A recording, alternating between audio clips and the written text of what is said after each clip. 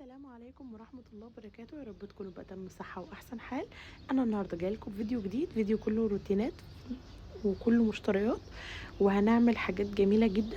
تابع معايا لآخر الفيديو علشان تعرفي أنا عملت إيه النهاردة. ويا ريت لو أنت ما انتش مشتركة معايا في القناة، يا ريت تشتركي في القناة وتفعلي زر الجرس وتنوريني طبعا، وتعملي لي لايك وكومنت القمر بتاعك. نقول بسم الله الرحمن الرحيم ونبدأ الفيديو. زي ما انتوا شايفين المواعين ما بتخلص، يعني في اي بيت مصري على طول تلاقوا مواعين. المواعين دي شيء اساسي وما بتخلصش خالص من المطبخ، فقلنا اتشجع معاكم واعملها معاكم برضو، ونشوف برضو احنا هنعمل ايه.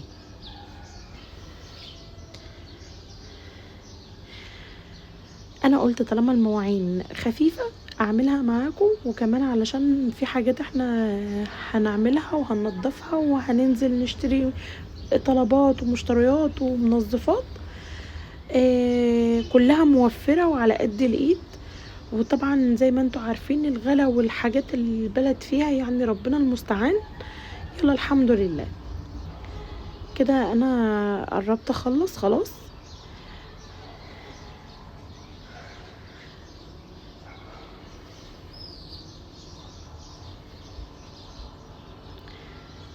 هبدأ بقى ان انا اشطف كل حاجة من حواليا علشان الحاجة كلها ما تتركمش عليا.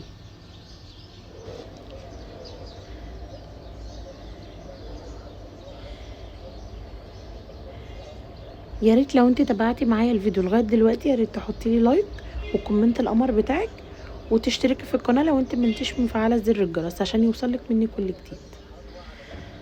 هبدا بقى كده ان انا اشطف كل حاجه في مكانها واحطها في مكانها علشان افضي مكان، علشان كل حاجه هعملها في قلب المطبخ النهارده.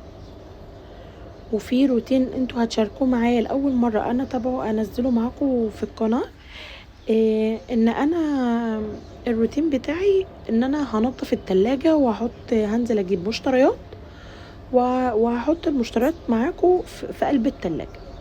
تابع معايا الفيديو علشان برضو تعرفوا انا جبت ايه، والحاجات اللي انا جبتها الاقتصادية اللي على قد الايد موفرة، وفي نفس الوقت على قد الفلوس اللي بتبقى موجودة معانا.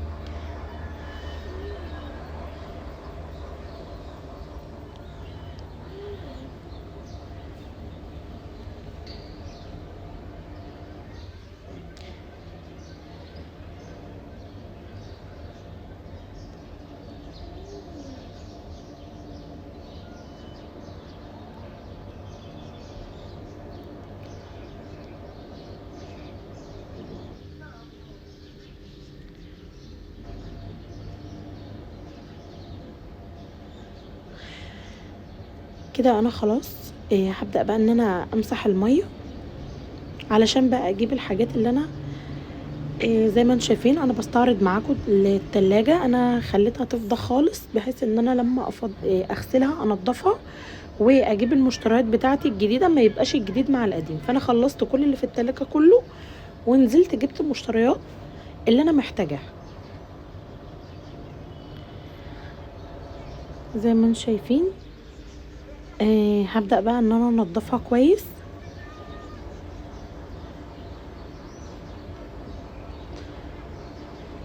هشيل فيها حاجة حاجة، يعني انا شلت الرفوف الاول وبعد كده هشيل الرفوف اللي في الباب. فانا قلت اجمع الرفوف الاول اللي جوه الباب بتاع التلاجة، اللي جوه التلاجة ذات نفسها، وبعد كده اخلص واشيل بقى الادوية والحاجات ديت اللي قدامكم. وهبدأ ان انا اعمل معاكم حاجة حاجة.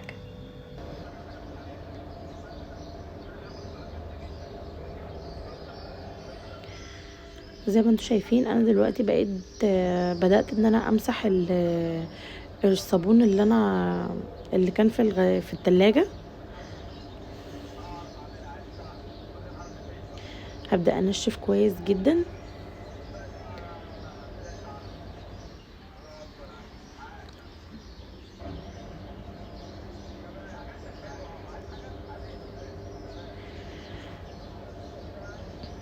خلاص بتأكد ان ما عادش فيه ولا صابون ولا اي حاجة.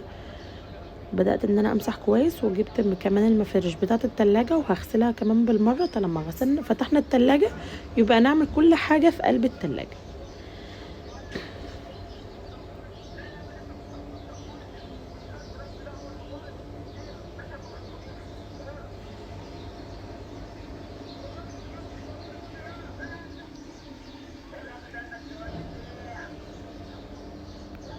زي ما انتم شايفين هبدأ ان انا ادعك الرفوف اهي بتاعه التلاجة. هغسلها كويس قوي بالليفه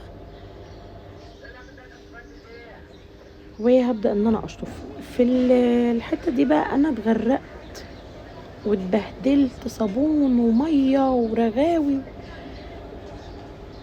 يلا الحمد لله.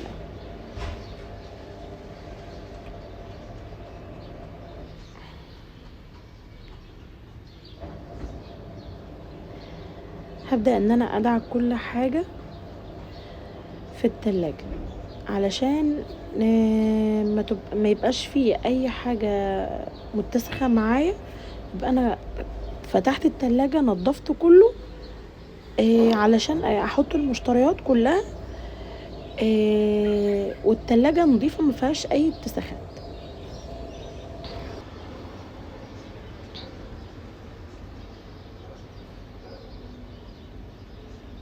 هبدأ بقى ان انا اشيل كل حاجة الادوية بتاعت الاولاد، وابدأ ان انا اشيل الرفوف اهيت علشان انا خلاص خلصت الجنب اللي جوه. هبدأ بقى ان انا ادعك في الحاجات بتاعت الباب والباب بتاع التلاجة. طبعا انا يعني بسجل الصوت بدري جدا الساعة 6 الصبح. الفيديو ده كان امبارح يعني بالليل، كان يوم الخميس. فانا عقبال بقى ما خلصت الفيديو منتجته وعملت طبعا اخد معايا وقت كبير. زي ما انتم شايفين انا بغسل الادراج بتاعت التلاجة عشان خلاص ابدا كده ان انا اخلص التلاجة كلها بحيث ان انا ارص الحاجة بتاعتي على نظافة.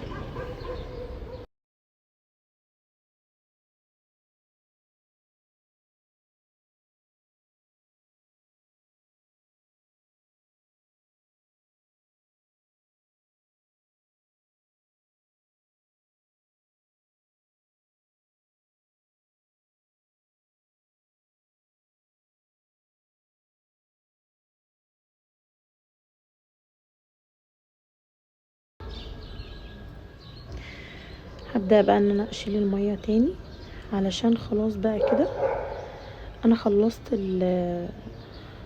الرفوف.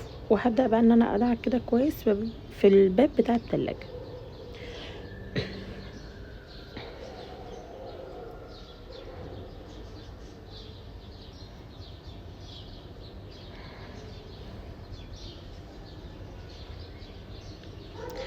خلاص كده هبدأ ان انا امسح كل حاجة. الفوطة دي بنات بتبقى مندية ما بتبقاش يعني كلها مية بحيث ان انا ما بهدلش الدنيا من حواليا. لا انا بنديها شوية مية وبعد كده برجع اشطف الفوطة تاني وبعد كده ارجع انديها تاني علشان المكان معايا يبقى كله كويس. اهو زي ما انتم شايفين راحة جاية راحة جاية عمالة اندي في الفوطة علشان اطلع الصابون من قلب الباب بتاع التلاجة.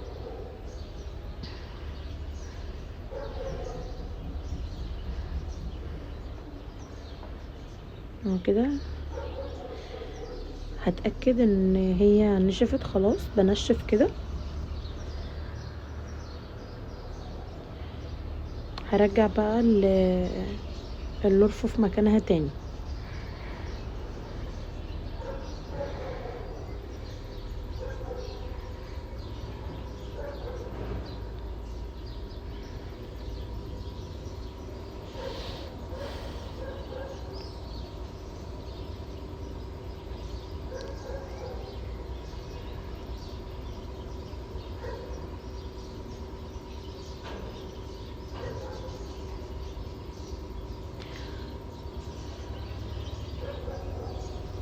بس كده خلاص همسحها بقى من بره.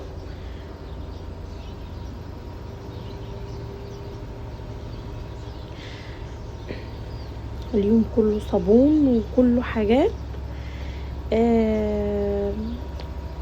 يا ريت لو الفيديو عجبك وتابعتيني لغايه هنا، يا ريت ما تنسينيش باللايك وكومنت وتشتركي في القناه لو انتي مش مشتركه وتنوريني.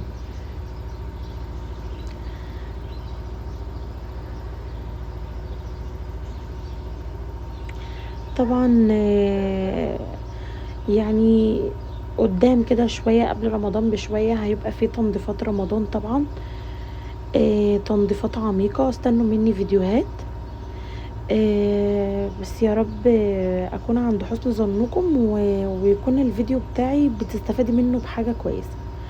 زي ما انتم شايفين ان انا جبت المنظمات بتاعه التلاجة ديت. هبدأ بقى ان انا اغسلها علشان احط فيها الخضار والحاجة بتاعتي جوه التلاجة، تكون كل حاجة نظيفة.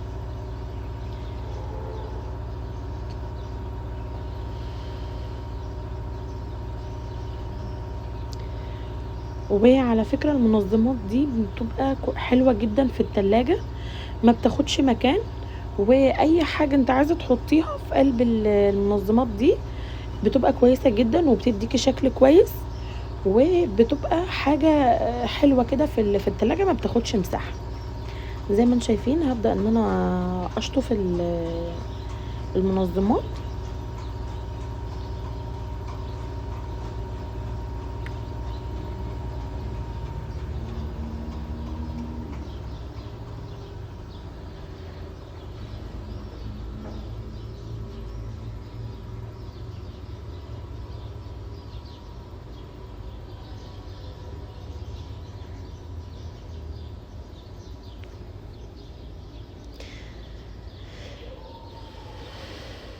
دي بقى المشتريات، نزلت جبت المشتريات.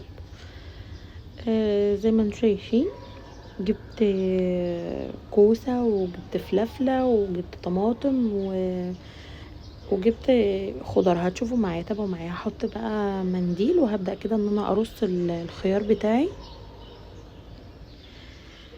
جايبة على قد الاستعمال بتاعي بحيث ان هو ما يفضلش في التلاجة فيبوظ. يعني انا جايبة على قد الاستعمال، جايبين على القد علشان الحاجة ما تبوظش في قلب التلاجة. بس وهبدأ بقى ان انا ارص الكوسة كده مع الخيار.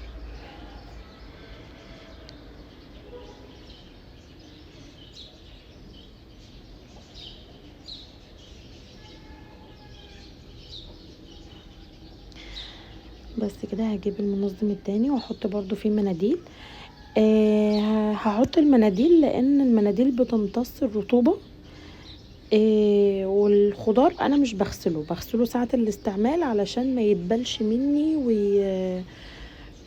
ويبقى كله يطرى مني. انا مش عايزة كده، احب ان انا اغسله ساعة الاستعمال وخلاص. زي ما انتم شايفين المنظم اخد الفلافلة كلها. ودي طماطم، جبت برضو حاجات بسيطة لان انا كان عندي طماطم غير دي، فانا قلت ايه اسيب القديم احطه كده في جنب لوحده، واللي انا لسه شارياه في جنب لوحده.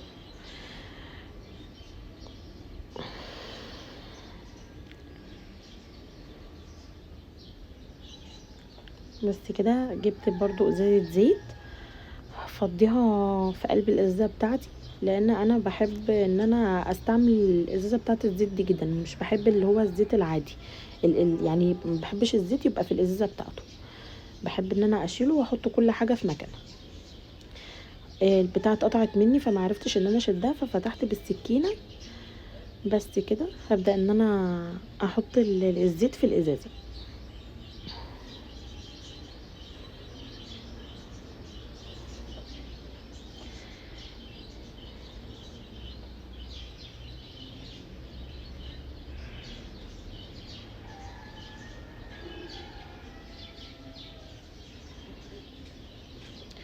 بشوف الزيت وصل لغاية فين. بس هنا هجيب بقى البطاطس والبصل احطه في التربو.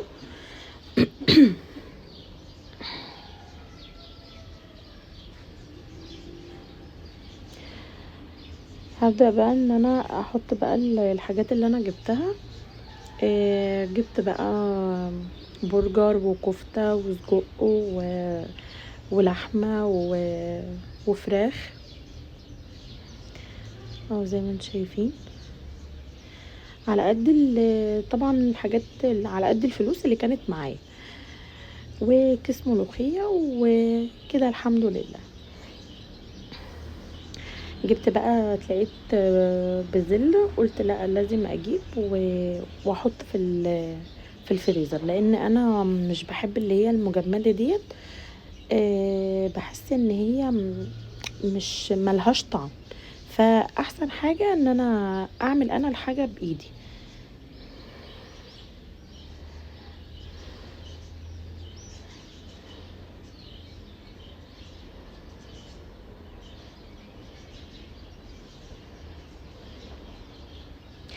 يا ريت لو انت تابعتيني لغايه دلوقتي في الفيديو، يا ريت تحطي لي اللايك والكومنت القمر بتاعك وتنوريني.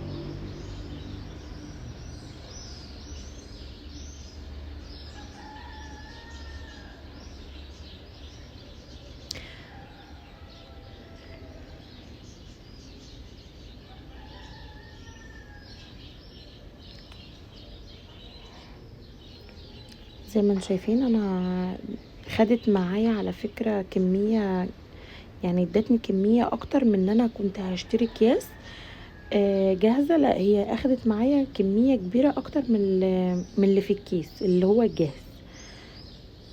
مفيش احسن من الحاجه بصراحه اللي انت تعمليها بايدك.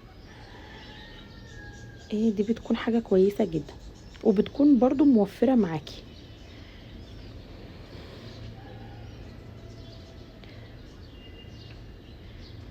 طبعا ربنا يعيننا على الغلاء اللي احنا فيه. آه الواحد مش عارف بصراحة هيعمل ايه، بس اهو الحمد لله يعني ربنا مسهلها وميسرها الحمد لله.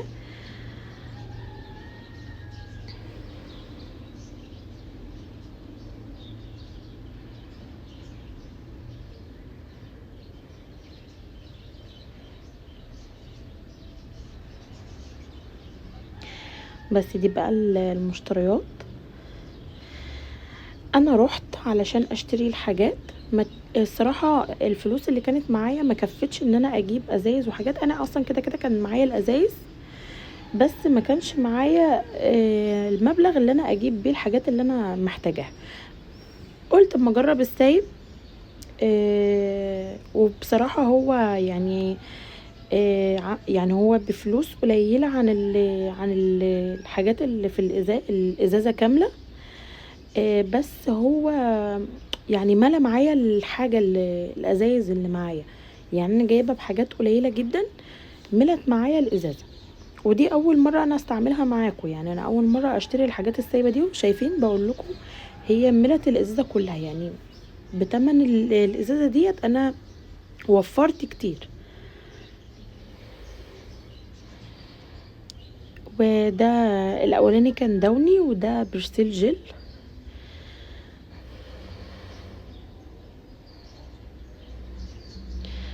زي ما انتم شايفين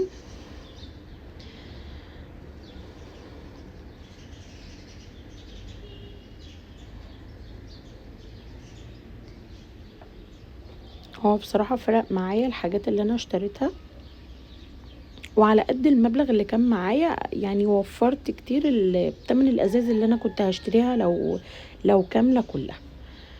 طبعا ده كلوركس الوان. هو دي الازازه كانت خلاص قربت تفضى. زي ما انتم شايفين انا هفضي الكلوركس السايب اللي انا جايباه في الازازه اللي كانت عندي، وهتشوفوا عملت معايا فرق كبير جدا.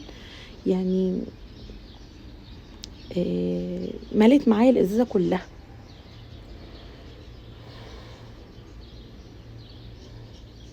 زي ما انتم شايفين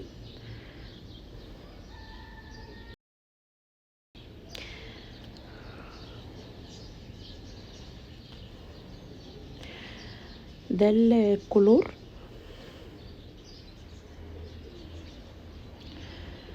طبعا دي حاجات اقتصاديه وعلى قد الايد. لو انت ما معكيش او اي حد مش معاه تمن ان هو يجيب ازازه كده، تجيبي بيها حاجه تستفيدي بيها، يعني تجيبي اكل، تجيبي حاجات. انما منظفات ممكن لو انت ما معكيش تمن المنظفات تجيبي حاجات سايبه زي ما انا عملت النهارده. بس دي بصراحه انا اول مره اجرب الحاجات السايبه ديت. بس هي يعني زي ما انا بوريكم، هي ملت معايا الازايز اللي انا جايباها. ودي كانت ازازه البريل بتاعتي كانت خلصانه زي ما انتم شايفين.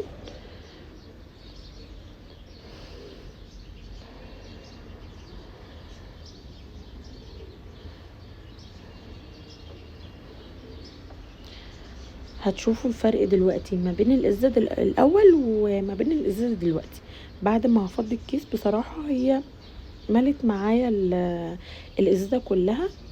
وهوريكم انا كنت جايباها السعر، هوريكم دلوقتي السعر اللي انا كنت جايباها بيه اهو. كنت جايباها ب40 جنيه. لا بجد فرقت معايا جدا لما حطيت السايب فيها. دي حاجات طبعا انا ما كانش فيها سايب خالص، اللي هو المعطر والصابون وال ازازه الفلاش بتاعه التويلت. بس بصراحه انا ما كنتش اصلا محتاجه الفلاش ديت، فانا رجعتها للراجل. انا جبت مكانها اللي هو الهاربكت، فما حبيتش الفلاش ده خالص فرجعته الصراحه.